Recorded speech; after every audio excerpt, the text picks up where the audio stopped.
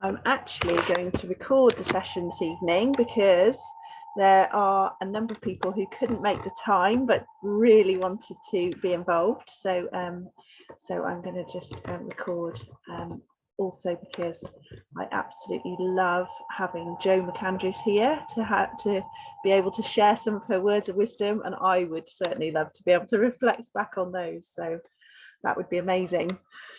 So welcome to everybody. I'm Charlie Mitchell, and I am very, very excited to be talking about my little book, Gifts from the Heart of the Storm, which is very exciting. Oh my goodness. A little idea, a seed of an idea that has grown into an actual book. It's just amazing. It is quite a surreal experience. Someone introduced me as author the other day, and I was like, oh my goodness. Is that really me? So yes, that penny hasn't quite dropped, but yeah, there we go. So I will just run through with you a little agenda for our time together this evening. So we have, I'm just going to give a little brief overview. We've got Jo McAndrews on the importance of this work. I'm really, really pleased to have her here to share some of her thoughts. I'm hoping that we have Matt as well, who can give a bit of an overview about his perspective from doing the illustrations. And it may well be that Matt is actually signed in as Tom on the Skype, so on the Zoom session. So that might well be who Tom is, which is brilliant. I want to give a bit of an overview of the interactive part of the book, because I was very lucky to be able to get some funding from the Gloucestershire Carers Legacy Fund to be able to make an entirely free interactive version of the book, which is really exciting. So I'll be able to give you a bit of an overview about that. And we've got some time for questions. Hurrah, hurrah, hurrah. And I would love to hear what your thoughts are and comments, and any questions that you have would be amazing. Katerina's helping me out today. Thank you so much, Katerina, for being here and for all of your support in all of the launch, and just generally being amazing and keeping me on track, and helping me to remember what it is that I'm supposed to be doing in any given moment. Her support has just been invaluable. So if you want to put any questions in the chat, Katerina will be happy to share those as we go. Does that all sound okay? Excellent. Can I just double check? Can you hear me all right? Because my computer occasionally does some intensive whirring. Ah, there's Matt. We can hear you, but we can also hear the whirring. You can hear the whirring. So when other people are speaking, maybe you need to mute yourself so that the whirring doesn't take the microphone away from others. But okay, while you're speaking, we can hear you. That's brilliant. Thank you. Yes, I will do that. Unfortunately, I haven't found a way of stopping the intensive whirring. It always sounds like we're about to take off. So my apologies about that. So I wanted to just give you a little bit of background on this little book. It was very much a team effort, and I want to thank so much Matt, the illustrator, and also Michelle Gordon, who has done the editing and kind of combined Matt's incredible illustrations with my words, and done an incredible job at making it into something. So how did it come about? Well, on the 4th of March last year, I was having a fairly normal day.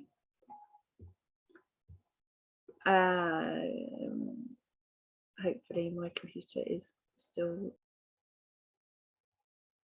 working. Have we lost the connection altogether? No, we still have you, Charlie. Brilliant. Lovely to hear you. So on the 4th of March last year, I was having quite a normal day, and I was going about my usual business. I was doing some work with clients. My kids were at school, Thomas was at nursery, and yeah, pretty standard stuff going on really. Thomas became very, very unwell later that night, about 11 o'clock that night. He became pretty inconsolable, which is unusual for him. And I phoned 111 and they recommended that I just take him straight to the hospital. So we went straight into A&E, and within a couple of hours he was diagnosed with leukemia. We were transferred to Bristol Hospital to start chemotherapy immediately because he was really very unwell at that point.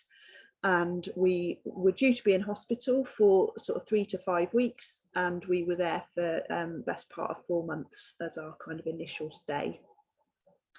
It was a really extreme experience. It was really challenging and a very difficult time, not only for me, but also obviously for Thomas and Corrie and Ali and friends and family. You know, the ripples of it were just absolutely immense. So it was a very extreme experience.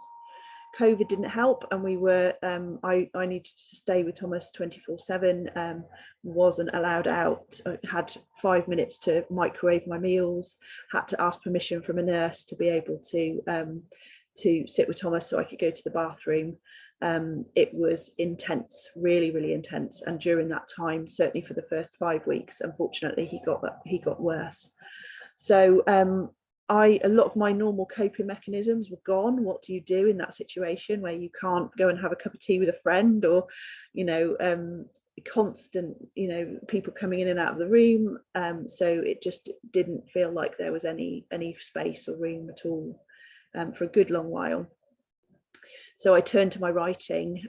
Loads of people very kindly brought me notebooks and pads and paper, and Joe was one of those. And it was absolutely brilliant for me just to put pen to paper and start getting some of it out there, because it was quite an extreme experience, and I needed a way of dealing with it. And unfortunately, a lot of the nurses in hospital, their view was we need to just put the kettle on, have a cup of tea and get on with it. And that just wasn't my experience. I needed to be able to express it. I needed to feel it. I needed to process it as much as I could in real time, which was pretty hard going as you know, things were unfolding. I started to write, and I wrote and I wrote and I wrote, and there was a lot of nonsense. There was a lot of anger. There was a lot of grief. There was all kinds of stuff that came out. Some of it I wouldn't want to share with anybody, but actually there started to become a bit of a theme with some of the writing, and I noticed that there were some threads that kind of wove together. And over the weeks, I kind of looked back and I was like, actually, there's stuff here that kind of makes a bit more sense. And I started to notice how it was helping me to process what was going on, and helping me to connect with some of the hope and connect with some of the possibility at a time where it felt really quite desperate in lots of ways.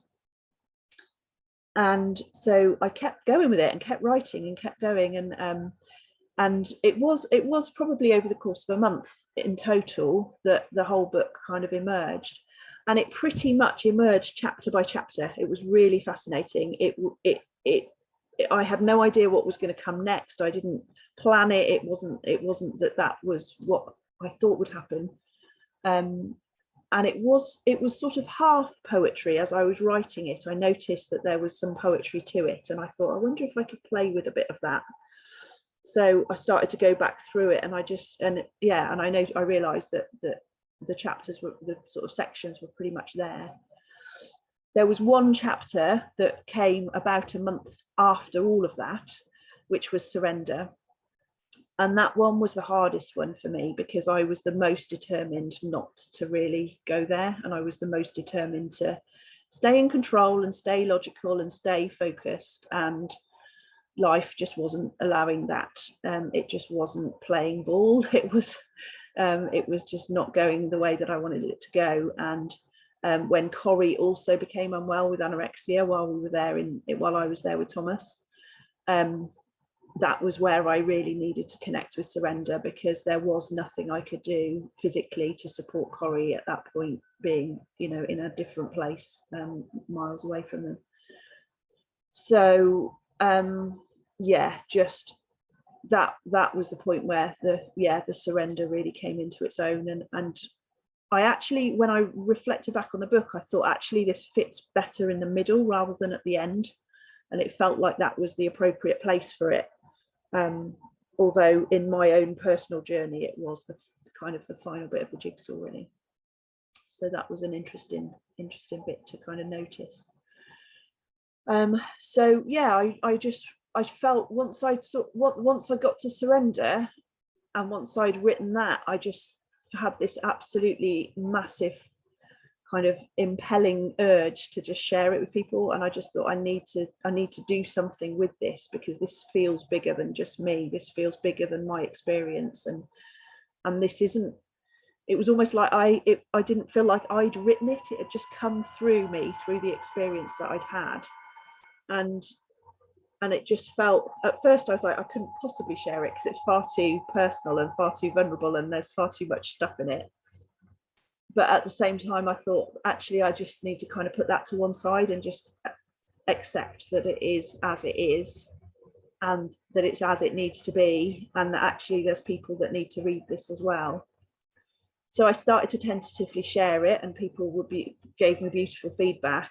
And then I thought, I wonder if I could get some illustrations with this. And Matt was the first person that came to mind, and I was very chuffed when he agreed. And then I was very lucky to have known Michelle for a number of years, and known that she'd self-published her own books, and seen that she'd also supported other people to self-publish their books.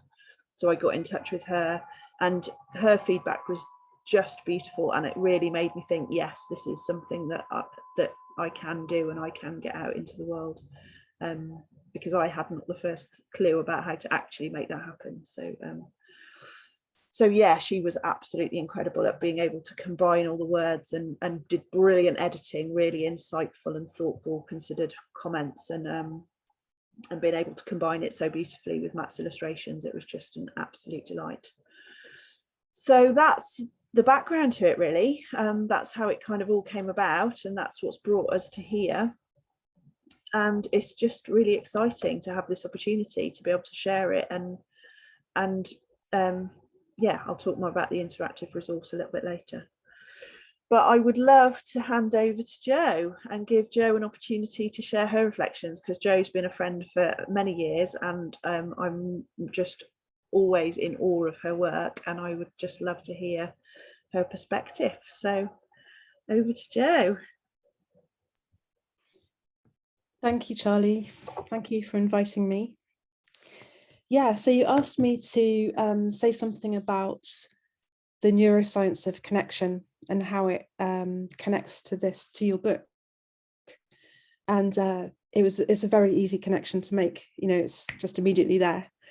And so I want to just say something like trying to sum up the heart of what the study of neuroscience, or rather the field of interpersonal neurobiology, which is the study of how humans work, you know, how do we thrive? I want to just sum up that, and then say something about your book and how that's linked. So the sort of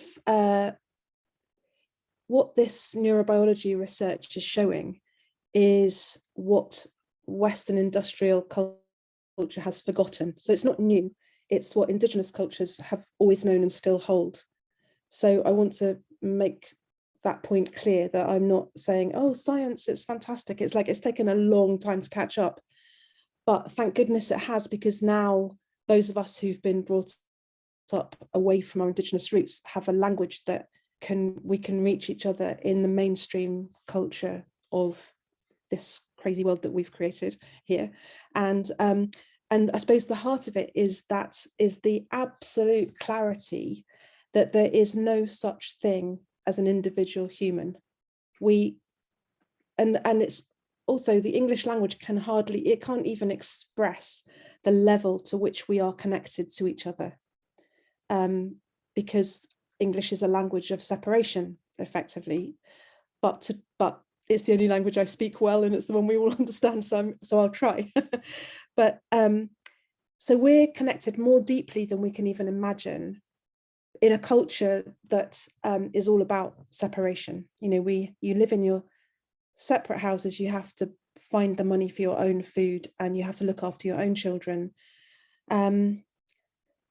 So if we had more language, there would be more nuanced words about belonging and safety, which is the heart of our thriving, warmth and responsiveness, and people understanding us and feeling like we fit.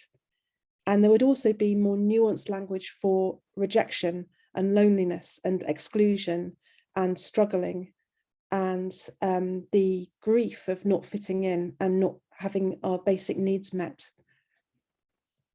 So the heart of the heart of human thriving is warmth and belonging, to know that we are held in warm relationships, that our basic needs for survival and for are met, and those needs include emotional safety, relational safety.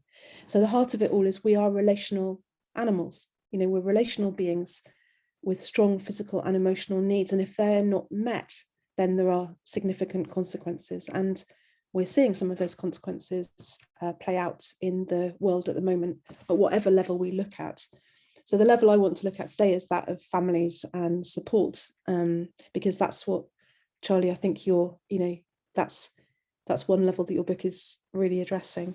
So children, if we're thinking about children as they grow, their basic needs are for warm love, being seen and heard, experiencing around them they get me. This feeling of, oh yeah, I make sense, you get me, yeah. Feeling validated and not crazy and welcome, I suppose, a feeling of warm welcome.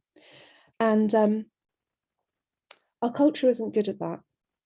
It's hard for parents to give that to their children when parents don't receive that themselves. So what we need is children getting the experience of, I see you, I hear you, I love you, you're warmly welcome from their parents. But parents can't do that unless they experience that themselves.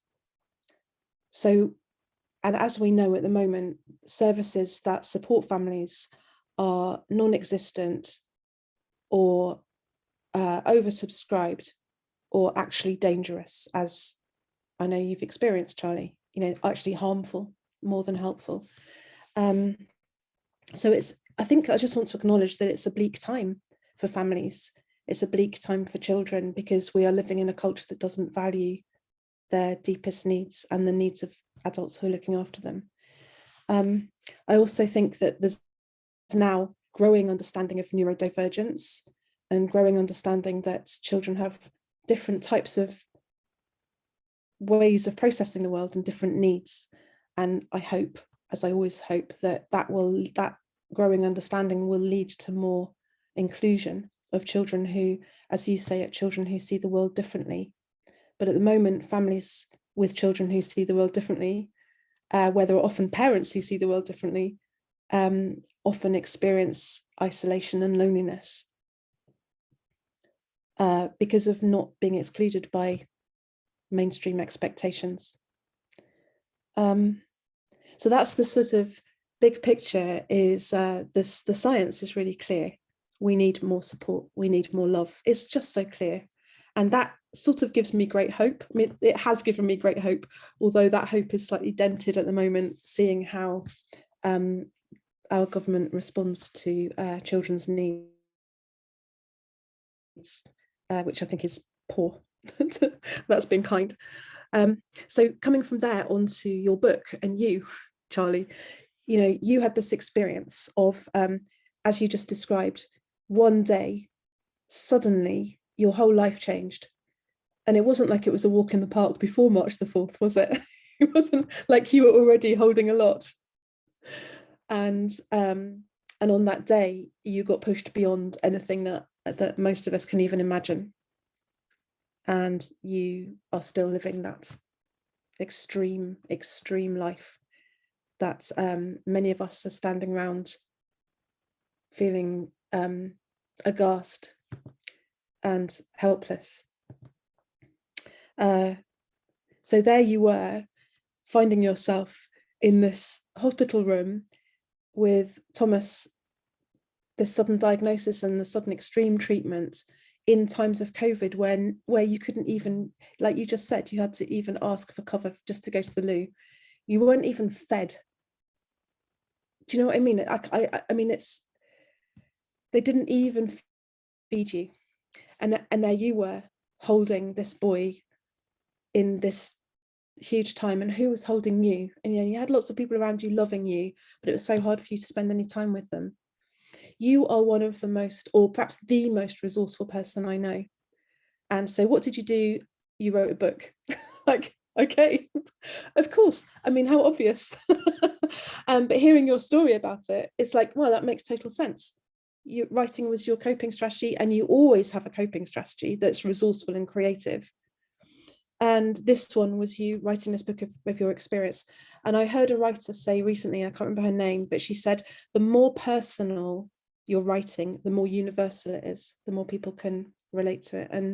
And so that your personal experience is a gift that you have turned into this book that is now available with Matt's illustrations that make it into a whole beautiful thing. So I just want to say something about the book in relation to the neuroscience stuff. Your book, the print book itself, never mind what you're going to tell us about with this amazing interactive resource. Even the book, the way you've written it, is deeply relational. You're inviting parents and adults who care about children into an experience of it. You're saying, okay, here are some things to regulate your nervous system. You're sharing some of that information that you've got about the neuroscience of stress and how we can help ourselves regulate. You invited people to contact you if they have a response. You've invited people to scribble on the book and cross out the bits they don't like and write new words in. So the whole experience is relational and supportive, and you're sharing your experience, but you're not claiming that is everybody's experience, but you're providing a jumping off point. Yeah, what are your words for this? What would you say about this? And so it's really like I said, relational but honoring of people's different experience. Another thing, is it okay if I say a couple more things? Have I got time? Yeah.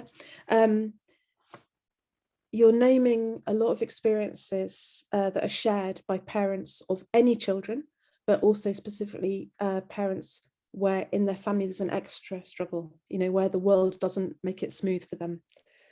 And I think I was really struck. I looked through all the chapter headings again, and it started off with some parallel with Elizabeth Kubler-Ross's very famous model of grief and change, which is 5 stages: denial, anger, bargaining, depression, and acceptance. Now, all honouring of Elizabeth Kubler-Ross, she actually wrote something much more complex than that, but it's been simplified into something which isn't enough.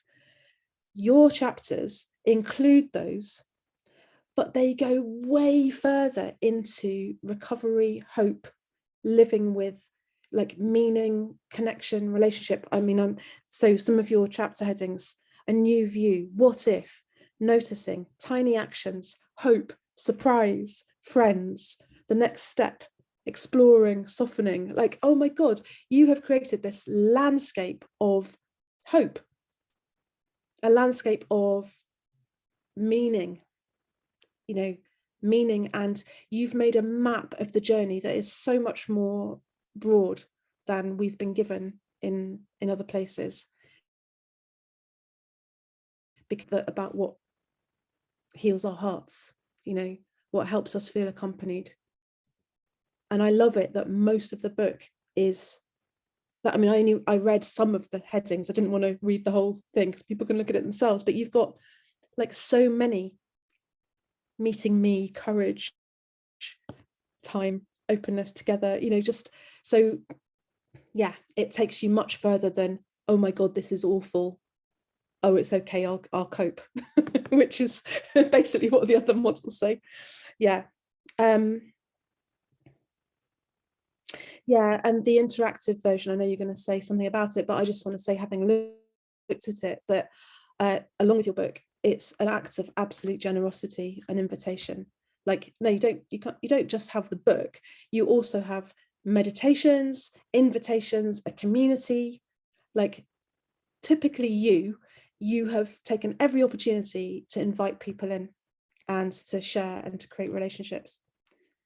And I just want to finish with, I'm going to share my screen, and oh no, I can't. Can you let me share my screen?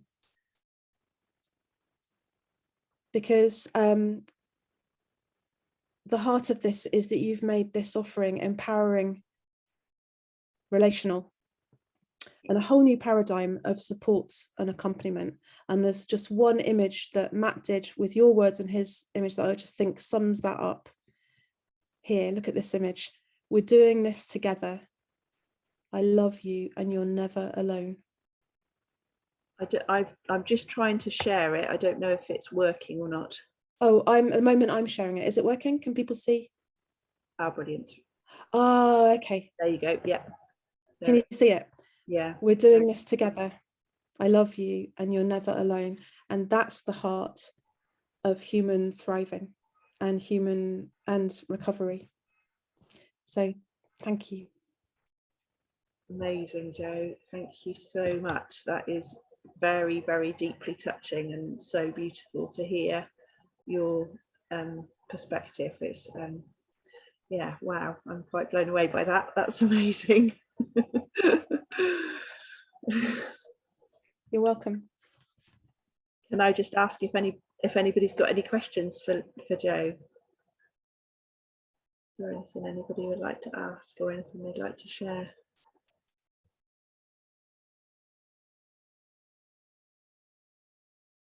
Just thank you so much, Jo. It's an absolute privilege and pleasure to hear your perspective and to link that to the book is amazing. And I feel really quite touched by what you've said. It's amazing to hear. So yeah, thank you. I'd love to reflect on that a little bit more and really absorb that, because that's really powerful. So thank you ever so much. So welcome. Amazing. Okay, so can I hand over to Matt? Matt, would you like to just give a few words and speak a little bit about your experience? Yeah, sure. I'm going to have to apologise because my voice is going a little bit. I'm not feeling particularly well today, so but I'll do my best. So yeah, I mean, it's been an amazing experience for me to be involved in. Absolutely incredible, and thank you so much for involving me.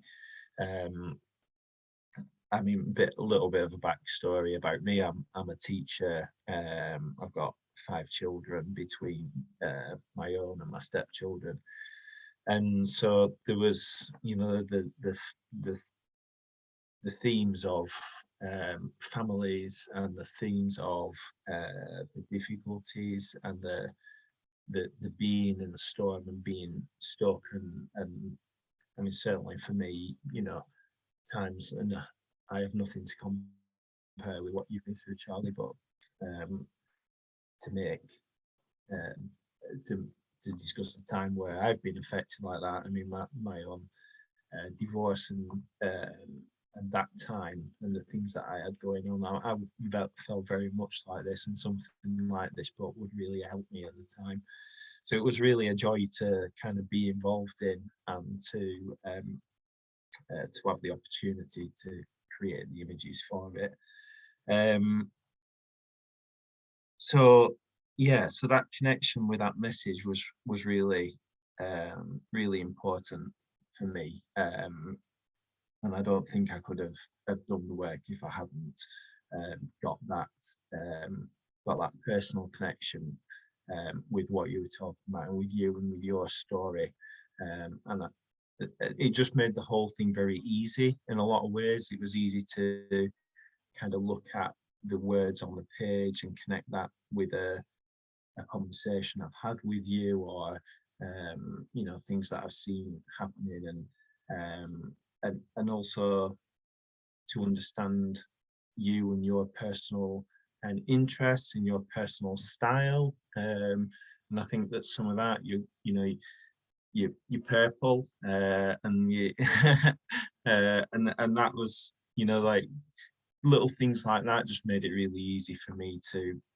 be able to find a visual language, as well as the words, and the fact that the words were you know, so deeply visual, actually. Like that's, you know, I think I read books differently to most people, maybe, and I read it visually and I picture it in my head as I'm going through it. So there were lots of visual clues, a great bird, a teacup, a dragon, that I could key into. And once I found that key visual for a section of for a passage, it's kind of like finding the heart of the story, and then you bring the other elements in to kind of work around that, and the colours and the layout and all of those elements. So that was kind of the starting point, really. It was just reading the words, connecting with the words, connecting with the visuals, in the metaphors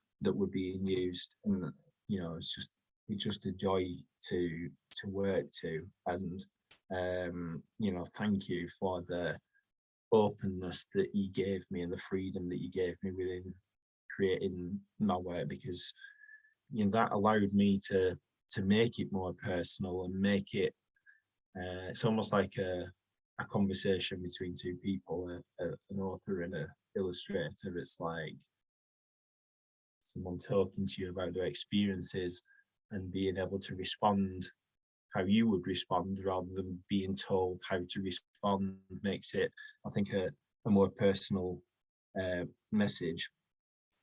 Some of the things that I tried to do to kind of help with the story, and to make that work for different people, was things such as not always showing the figure with the face, or you know, trying to have a sense of you within the clothing and the hair, because it is your story and I didn't want to lose that, but also to have it open enough to be anyone can open this up and sort of see themselves within it and feel that that relationship.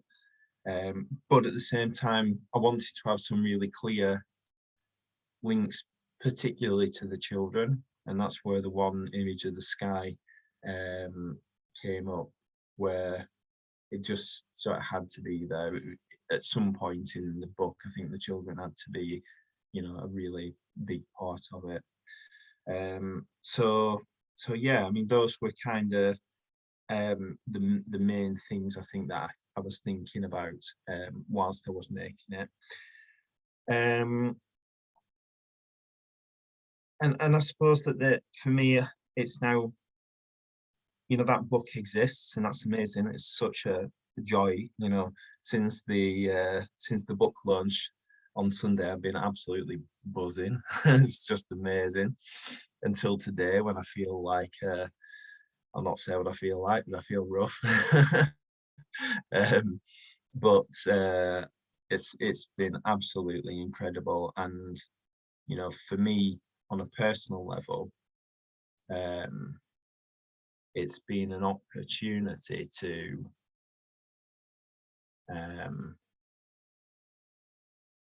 build my confidence and see a future for my own work, and you know, that's going to lead me on to you know, seeking more commissions, but also pulling out some of the stuff that's in my cupboard and dusting it off and actually getting it published. So, you know, thank you for that as well. And more than anything, my hope more than anything, my hope is that, you know, this does what it needs to do for all the people involved in it, that for you and for your children, the positive positive growth of the recent weeks and months continues, and that it reaches other people who are going through the storm, who are yet to go through the storm, and that it helps them get to the other side of that. And you know, yeah, I just want to say thank you to you, for everyone really who has or will read it. Thanks so much. Thank you so much. It's just an absolute delight to hear hear your experience of it, because it was such a different experience to my journey, but it was so fascinating to hear how those images kind of evolved, and it's obviously so incredibly personal to me. Some of those pictures are just mind-blowing. I mean, just the fact that those illustrations kind of exist in the world is just unbelievable. You know, the picture of the three children is just so moving for me. You know, you captured them so beautifully, and the dragons is amazing. And we both love the dragons. We both love the dragons. It's just Cool. just incredible. And the picture of the adult me sat with the child me sat on the stairs, you know, that's just so poignant to have. You know, that's something I've had in my mind, you know, that's something I've imagined, but to see that in a picture form, in an illustration, is just so incredibly powerful. And so that receiving those images and seeing that development of the story and the images come together was massively cathartic for me as well. And if nobody ever read it, the whole process was worthwhile just for that, on a purely selfish level. I mean, the same for me. I mean, I certainly hope that lots of people do read it, because it needs to be read. Yeah. But on a personal level, simply the doing it and working with you and with Michelle and everybody involved is, it has been worth it in itself. Just amazing, absolutely mind-boggling. Okay, right. Thank you so much, Matt. Does anybody have any questions for Matt? Is there any comments anybody would like to make before we move on to the next bit? Just before I check on any questions, if it's okay, Matt, if you could give us your full name, because I don't think we've had it on today's session. Yeah, it's Matthew Wiggans, not Tom, as it appears on here. That's my son's name. He changes these things, and I have no idea how to change it back. So, but yeah, Matthew Wiggans. Thank you, Matt. And I forgot to ask you when we had the launch event on Sunday, if people did want to get in contact with you, to pass on any, to request any work with you. Yeah. What is the best way of people getting a hold of you? Email. I'm happy to give out my email address. So that's MatthewWiggans0@gmail.com. So if anyone wants, please do message me with work. Matthew Wiggans with an A, by the way. It's Wiggans, not Bradley. So could you write that for us in the comments, if that's okay? Absolutely. Yeah. So then we've got it in the recording as well, if that's all right. And if it's okay, if I just pause on the taking any questions for Matt for a moment, I'd like to ask the same question to Joe McAndrews. Joe, if you do have a website or an email address whereby people could get a hold of you through, if you could let us know what that is, maybe just put it into the comments or tell us what that is now, that would be amazing. Thank you. So yes, if there was any questions for Matt or Joe, of course, you can type them into the box on the right, or just put your hand up and we'll see your hand. Jenny? I haven't got any questions, but I have got a few things that I'd love to say in response to Charlie and Joe and Matt. So is the right time now, or would you like me to hold off till you've done the next bit?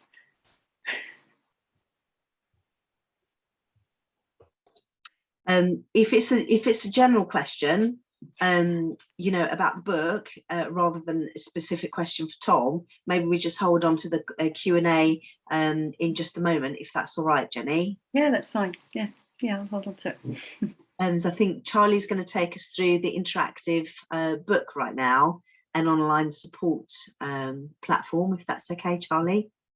Yeah, I've just finally managed to get it up and running. I've spent most of this time desperately beavering away in the background trying to get it to work and thinking, Oh, wow. goodness, if it doesn't work, that's just going to be such a shame. So I think I've got it to work. So I'm going to try sharing my screen. Let's give it a try.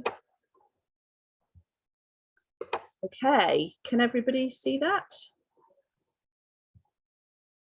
Hurrah, excellent, that's brilliant. Okay, so I'm showing you a kind of inside view of it. So basically, this is the Starseed Parenting website, which is www.starseedparenting.org. You can see it on the top there. And basically you click on free support and there's a section that's called Gifts from the Heart of the Storm, and this is when you can kind of register to get access to it. All you need is your email address. There is an opportunity to donate if people wish to donate, but you can access it completely for free. And I'll just run through with you the different aspects that are involved. So there's a little introductory bit. So there's a welcome, and it just gives you an overview of what's included in the resource. There is, exactly as Joe mentioned, there's a free community group.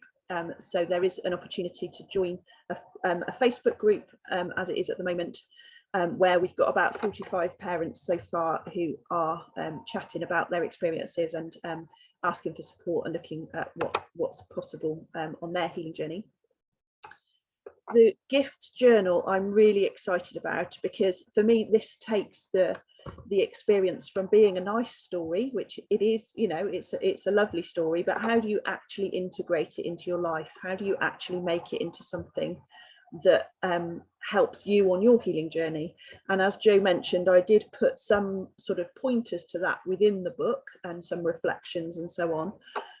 But this for me just takes it to a different level. So there's a PDF here, which I'll just click on, and you get the opportunity to either download it and print it off, or kind of reflections in your own journal, your own notepad. So it can be as kind of resource intensive as you like. You've got the option if you want to have it as an actual A4 booklet, or you get the opportunity just to use the prompts. So there's a little bit of a welcome, and there's Thomas. I think Thomas should be involved in all aspects of my work because he's just so stunning. And there's a bit again about how to use the journal, and I want it to be as flexible and kind of open for different people as possible. This just gives you an overview of the journal pages, and I'll just show you those in a bit more detail. So for each day, it's a 30-day journal, and for each day you get 2 pages. So you kind of get an overview page, and then you get a blank page where you get to write whatever you want to write in it. So this is day 1. So you can see, you can just say what the date is and what day of the week it is. I put 6 key things there that I would love to aim for every day, and they're just sort of little prompts or reminders for people. Then we've got morning intentions, what we would like our thoughts and feelings and intuitions, you know, where we're at right now. How do you want to feel, and what's your focus for today? And then there's a little bit further on for the evening reflections about how that actually went. How did that actually unfold for you? There's a little bit of gratitude, a little place to remember things, and you can write an affirmation if you'd like to. So then this is the actual journal part, and I've just put a little healing prompt on each page. And it's something that you can use as a prompt for your writing. You can kind of reflect on it, or you can just have it there. You know, you don't have to refer to it. You can write about your own stuff if you want to. It's entirely up to you. I just need to move this bar down a little bit. So hopefully it's as flexible as it can be for people. I did an emotional first aid bit, which is a very 5 simple steps. What I've found myself, and what I've found with working with other parents, is that we're often in fight or flight. we often, you know, we have an emergency and our body has a kind of physiological response to it. And I certainly spent quite a lot of time in hospital in fight or flight. And it's really tough to get yourself out of it and to even, first of all, notice that you're in it. But what I was finding is I might make quite different decisions when I'm in fight or flight, or if I'm actually calm. And I can be much more rational, I can be much more wise, I can be much more in touch with my intuition when I'm calmer. And if I'm in fight or flight, I'm making decisions out of fear, and that's not necessarily going to be helpful for me or for my children. So this very first part is just some simple steps that you can take to get some space, to calm your body, look at your community support, look at who you're going to go to get support, creating a nourishing routine so that you've got some regular things that are helping you, even if it's 5 minutes, you know, it's just a tiny thing to help during the day, and then just getting the knowledge you need to take things to the next stage. So I'm hoping that these things will be the grounding for people who want to then explore the book further. We then go on to the actual book, and there is the book in the form of a PDF, so people get a free access to the PDF book. There's also a video, which I'm very impressed with, that I managed to work out how to do a video of me reading the book. That was a technological miracle as far as I was concerned. And there's also an audio. All of this, the whole of this website is available on an app called Simplero, so you can listen to it on the go, you can have it out when you're out and about. You don't have to just have it on the website, you can have it on an app as well, so it's available at any time. There's also the surrender and the self-acceptance meditation. So these are two meditations that I found particularly helpful as I was going through. And surrender, I listened to every day for about 8 months, except when I was having a really tough time, and then I'd listen to it 2 or 3 times a day, because it just just really needed some extra help. And then we've got the what next. So this is, once you've had this journey, how do you want to take things forward? I've created a little self-coaching activities booklet. And again, it's for people just to work through in their own time. Again, you can print it out or just use the prompts to just explore what's going to be helpful for you. And I'll just give you a very quick, I'll just show you what's included. I think that would be helpful. So it shows you, again, it gives you some clues as to how you can use the resource. What would you like to be happening? What's holding you back? What would you love to reclaim? Where are you right now? Where would you like to be?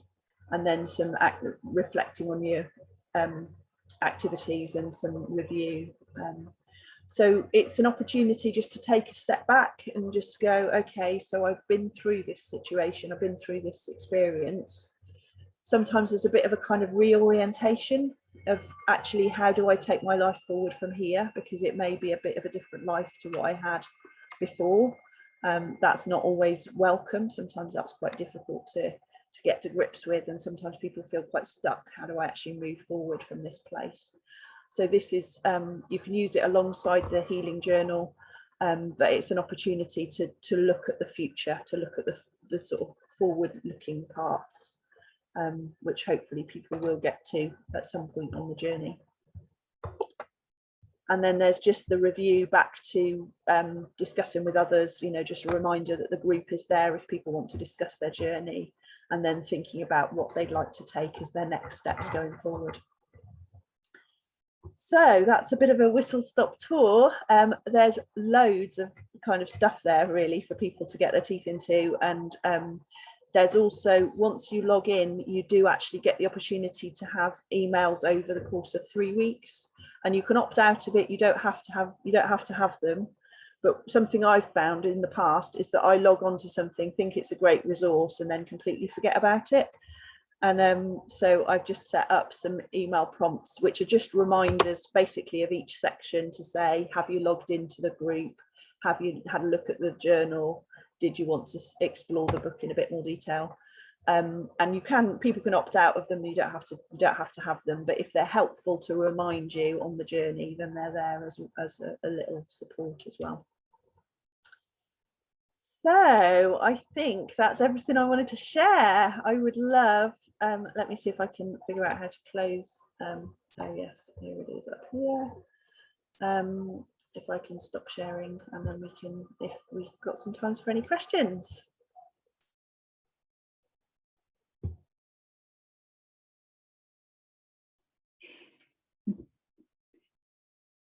Can I respond?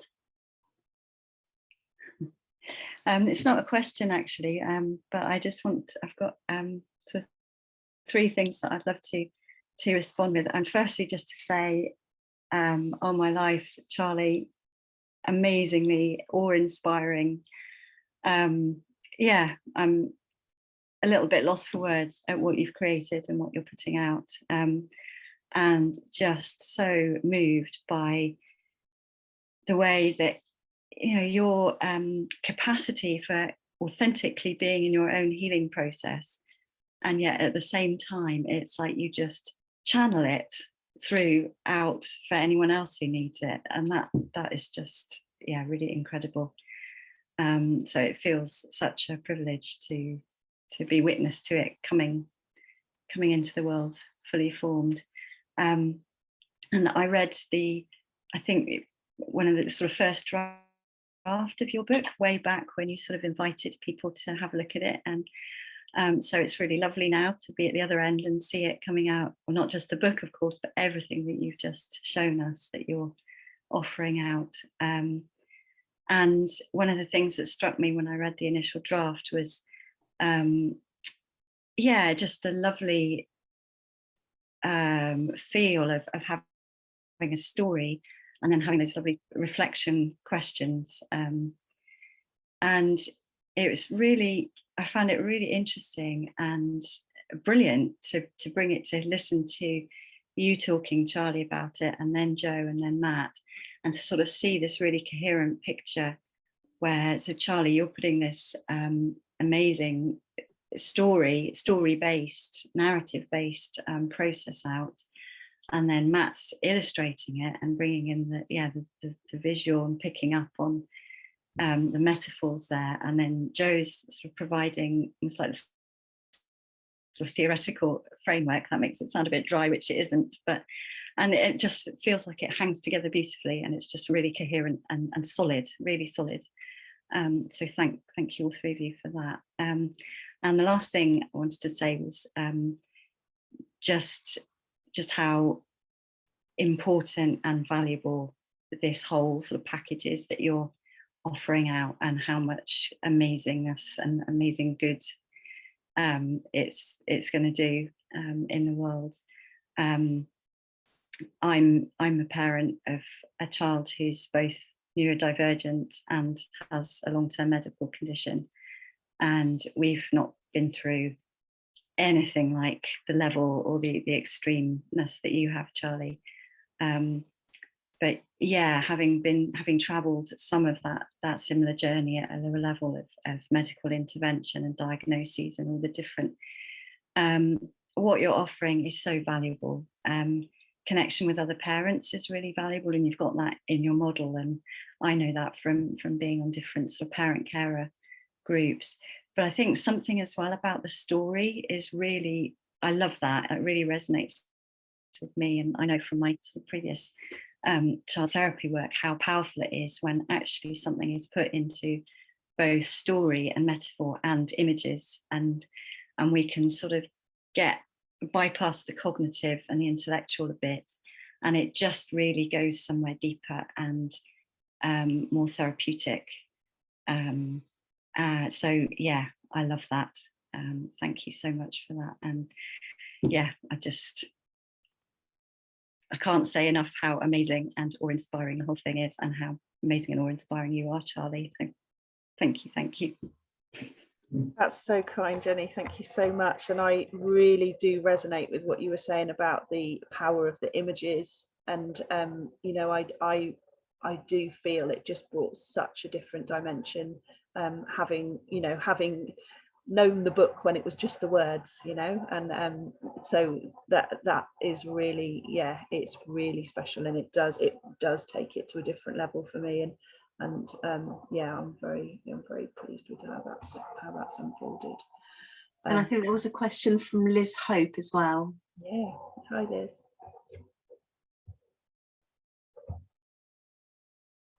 You have to unmute. Oh, we can't hear you.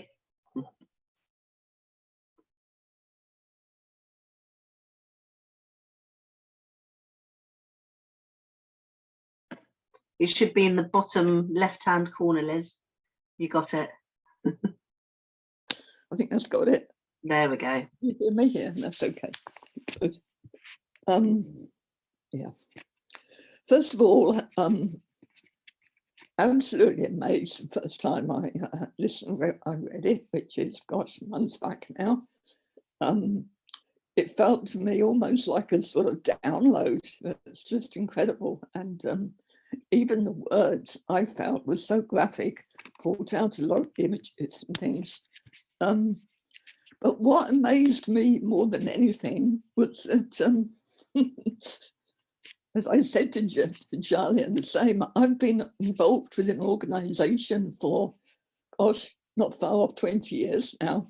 And when I read it, I thought, but what you had been downloaded to you was virtually a summary of everything we work at in it. And it was just, which is incredibly powerful and has gone global as well. And it was just incredible the way that it had been given to you in that circumstance. And that was how it felt to me. But, yeah, you know, a lot of what I've said to you anyway, Charlie. Now I'm repeating a lot of it, how amazed I am, and the incredible amount that you're having to cope with at the moment and all the rest of it. I've said a lot of that. The other comment that I still have as well is, and maybe it goes back because of the other organisation as well, and seeing that that's gone worldwide for kids of all types and many, many adults of all types and throughout the world. I wonder what, because to me, all children, all adults are different, they all have different needs. And when I read it, because of not being ever necessarily been involved with, well, a bit, not very much, with kids with disability, I was thinking much more of all the other kids who were really struggling in diversity and loads of other ways. And I'm thinking, and it is a question, I suppose, it's a shame to me that you're keeping it to just, I've lost the words I want, like children with special needs, parents with special needs. It isn't, it's for everybody. And it's indeed the organisation that I belong to. And yeah, which makes me feel that it can be even wider than what you're looking at the moment. It's a really good point, Liz. And yeah, a few people have said that they've really resonated with it, even people that don't have children at all. You know, so it's a really interesting question. I think it is much broader. I felt there was sort of particular poignancy for people who'd had some experiences of parenting in a different kind of way than perhaps the standard.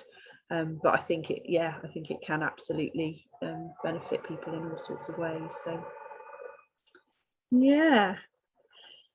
Okay. Any final questions? Can you make it clear to everybody how to buy the book? Yes, absolutely. So it is available on my website, starseedparenting.org. You can buy it through the website, and you also have the opportunity to buy mugs as well through the website, which is like the best thing ever. And that's just the start of the merchandise that's possible, which is just a whole nother rabbit hole that I can spend hours diving. But at the moment we have mugs. So yeah, that's very exciting. It is available on Amazon, but we have had a few glitches with Amazon because Amazon, for some reason yesterday, decided that it should cost something like $24.99 or something. So I'm not recommending that people go through Amazon at the moment. Although sometimes once they get their pricing a bit more accurate, then I think they do free postage and packing. So there's that's a possibility. So yeah, and the online resource is obviously available on the website as well. And just a quick one, Charlie, we got these amazing pins. Yeah, I don't know if that comes out the right way around. It says Starseed Parent on there, and we wanted to get a little frame done for Facebook, but Facebook aren't allowing them anymore. How can people get hold of these little badges, Charlie? I do have little badges available, and you can get in touch with me, and I have also been giving out little badges with books today. So I ordered 50 books for the launch, and all 50 have gone, so I'm very excited. So little badges are winging their way across to people, which is very exciting. Can I just ask, is anyone here feeling slightly jealous of Charlie's prodigious ability to do so many amazing things? Like, hats off to you, Charlie, really. Love it, the extras. I'm looking forward to the hoodie and the pens. The pens, I tell you what, the tote bag is just beautiful. Oh yeah, and the tote bag.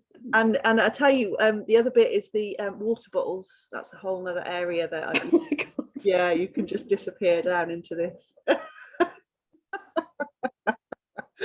It's amazing. Thank you all so much. Any final questions or comments before we close up for this evening? Anything else anybody would like to add? Oh, Sarah's just popped in the comments, amazing achievement and beautiful offering. Well done. Thank you so much, Sarah. Lovely to see you. Thank you for being here.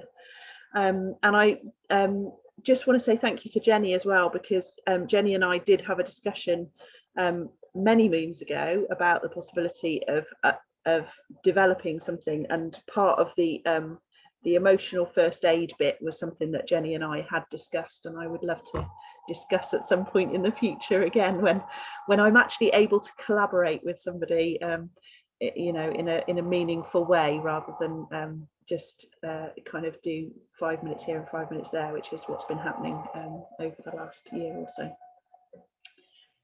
So yes, lovely to see you all. Thank you all so much for being here. I really appreciate it. It's an absolute delight, and please do just help spread the word. I don't want it to be the best kept secret, you know. I want it to be out there. I want it to be used. I want people to really make the most of it. So that would be amazing if you can just yeah, share it as much as you can with anybody you think might benefit. So thank you so much, an absolute delight, and I look forward to catching up with you all very soon. Do you want to unmute and just say final goodbyes? Thank you, Charlie. Thank you. Charlie. Yeah, Thank many you. congratulations. Yeah. Thank you. Very Well done, Charlie. Thank you for all your help, Katrina. That's amazing. Take care, everyone. Lots of love. Thanks, See you soon. congratulations. Bye. Bye. Take care.